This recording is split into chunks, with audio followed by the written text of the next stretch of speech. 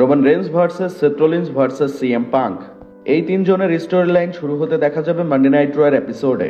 এছাড়াও 2025 সালের men's Royal Rumble ম্যাচটিতে জয় পেয়েছে জে উসো।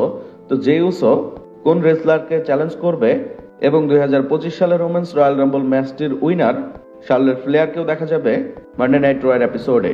চলুন আজকের এই ভিডিওটিতে জেনে নেওয়া যাক মানডে নাইট রয়ের এপিসোডে কি কি ঘটবে এবং কোন কোন ম্যাচগুলো অনুষ্ঠিত হবে, আর সেই ম্যাচগুলোতে কোন কোন রেসলার জয় পাবে, সমস্ত বিষয়গুলো সম্পর্কে। মানডে নাইট রয়ের এপিসোডের শুরুতেই আপনারা সেথ রলিন্স, সিএম পাঙ্ক অথবা রোমান রেন্স, এই তিন রেসলারের যে কোনো রেসলারকে দিয়েই শুরু করতে দেখতে পারবেন। সেখানে আপনারা অবশ্যই দেখতে পারবেন সেথ রলিন্স অথবা সিএম পাঙ্ক তিনি রয়্যাল রাম্বলকে নিয়ে প্রোমো কার্ড শুরু করবেন। বিশেষ করে রয়্যাল রাম্বলে দেখা গিয়েছিল সেথ রলিন্স এবং রোমান রেন্স যখন ফাইট করছিল, ঠিক সে সময় সিএম পাঙ্ক এসে এই দুই রেসলারকে একসঙ্গে এলিমিনেট করেছেন, এবং এলিমিনেট করেছেন এমন কিন্তু নয়, এলিমিনেট করে দেবার পরে সিএম পাঙ্ককেও যখন লোগান পলের পক্ষ থেকে এলিমিনেট করে দেওয়া হয়, সেই সময়ে সেথ রলিন্স এতটাই ভয়ঙ্কর রাগান্বিত হয়ে যান যে তাদের উপর আক্রমণ করেন। তবে সেথ রলিন্সের আক্রমণের আগে রোমান রেন্স সিএম পাঙ্কের সঙ্গে বেশ ভালো তর্ক করছিলেন, আর সে সময়ে রোমান রেন্সকে এসে একটি ফিনিশার মারেন সেথ রলিন্স। এরপরে সিএম পাঙ্কে আক্রমণ শুরু করেন, তারপরে আবারও রোমান রেন্সকে একটি ফিনিশার মেরেছেন। এভাবেই রয়্যাল রাম্বলে সেথ রলিন্স, রোমান রেন্স এবং সিএম পাঙ্কের উপরে আক্রমণ করেছেন। তো অবশ্যই আপনারা আগামীকালকের মানডে নাইট রয়ের এপিসোডে দেখতে পারবেন সিএম পাঙ্ক অথবা রোমান রেন্স অথবা সেথ রলিন্স, এই তিনজনের মধ্যে যে কেউ এদের স্টোরি লাইনটি আগে বাড়াতে চাইবে, এবং ইন ফিউচার ডাব্লিউডাব্লিউতে Roman Reigns versus CM Punk versus Seth Rollins এদের ম্যাচ অবশ্যই দেখা যাবে।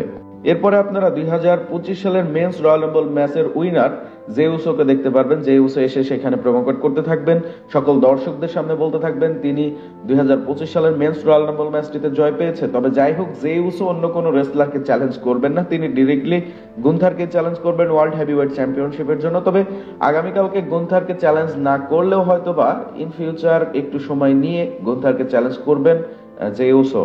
এরপরে আপনারা 2025 সালের ওমেন্স রয়্যাল রাম্বল উইনার শার্লেট ফ্লেয়ারকে দেখতে পারবেন। শার্লেট ফ্লেয়ার তিনিও আসবেন রিং এর মধ্যে, দর্শকদের সামনে প্রোমো কাট করতে থাকবেন, তিনি রয়্যাল রাম্বল জিতেছেন সেই সমস্ত বিষয়গুলোও বলতে থাকবেন। তবে সেইখানে তিনি কোন রেসলারকে চ্যালেঞ্জ করবেন, টিফিনি স্ট্র্যাটাম নাকি রিয়া রিপ্লি, যে কোনো রেসলারকে চ্যালেঞ্জ করতে পারেন রেসলম্যানিয়ার জন্য।